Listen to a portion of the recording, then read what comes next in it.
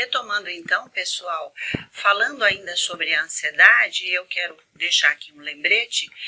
Falamos no módulo anterior sobre a ansiedade. Agora que você já pode se localizar em algum dos pontos ansiosos, ou externo ou interno, começa a mandar suas dúvidas. Como eu disse no início, aqui é um bate-papo. Eu vou tentando responder na medida do possível as dúvidas que vocês tiverem. Se você se localizou em alguma emoção, manda sugestão de temas que eu vou desenvolvendo aqui. Então, hoje nós vamos falar ansiedade versus emoções. Emoções que podem estar por trás.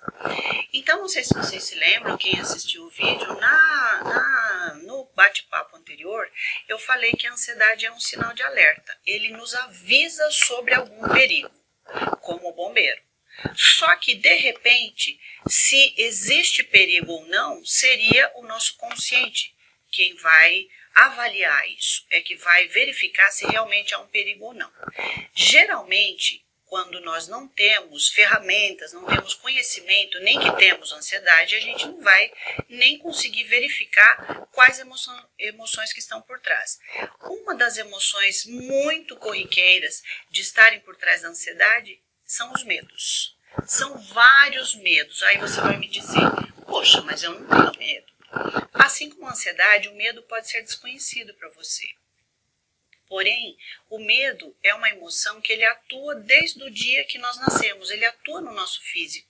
Você já imaginou, já parou para pensar, um bebê, quando ele está lá na barriga da mamãe, como ele está confortável e seguro? E aí quando ele sai, que tumultuado que deve ser tudo isso, não temos ainda o intelecto para entender o que acontece. No entanto, nós temos que enfrentar o mundo apenas com órgãos do sentido. E desde então passamos a sentir, sim, medos. Medos que o nosso psiquismo tratou de esconder com ele. Esconder ou nos avisar. Por isso, a ansiedade. A ansiedade sendo um sinal de alerta, por trás geralmente tem um medo. Um medo que pode ser um medo real ou um medo fantasioso. Cabe ao nosso consciente localizar de onde está vindo esse medo, onde é que está. Tem um medo, tem um risco real, existe um perigo real, então eu vou tomar as precauções. A ansiedade serve para isso. Quando eu sinto a ansiedade, por trás eu vou pensar, puxa, que medo de alguma coisa ou que situação eu estou enfrentando no momento para poder qualificar. Geralmente, os medos reais, pessoal, nós conseguimos verificar quais são. Por exemplo, hoje aqui, eu estou falando com vocês. Eu estou ansiosa com medo? Vocês vão dizer, não, ela está falando tão tranquilamente, só que sim. Existe uma ansiedade e um medo, ainda que pequenino, porque eu quero falar direito, não quero errar, eu quero falar de uma forma que vocês compreendam. Tem um monte de coisas na minha cabeça que eu quero passar de forma organizada para ser entendida. Tudo isso é o ego quem organiza. Porém, existem dentro de nós, no reprimido, que foi um dos primeiros blocos que eu falei para vocês, que é onde a psicanálise trabalha. Ela está lá no inconsciente de cada um de nós. Cada um de nós registrou uma quantidade de medos, de inseguranças que geraram fantasias desde pequenininho. Essas fantasias atuam no meu dia a dia. Por exemplo, medo de não conseguir, medo de não dar conta, medo de achar que vão me achar ridícula, medo de que falem mal de mim, medo de ser rejeitada, medo de impotência, medos. Ah, você vai falar, mas eu não sinto nada disso.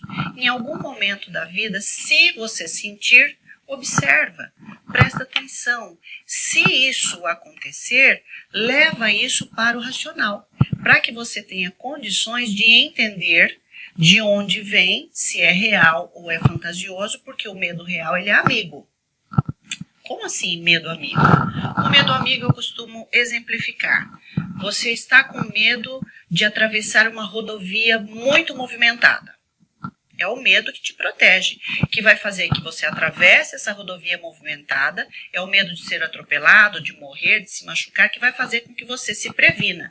Olhe dos lados e atravesse com atenção, pelo menos entre um intervalo de carro e o outro, para não ser atropelado. Agora, você tomou essa precaução e ainda assim continua com medo? Muitas vezes pode existir um medo fantasioso. E esse medo fantasioso continuará a ser alertado sobre um perigo que você não consegue dizer sobre o quê.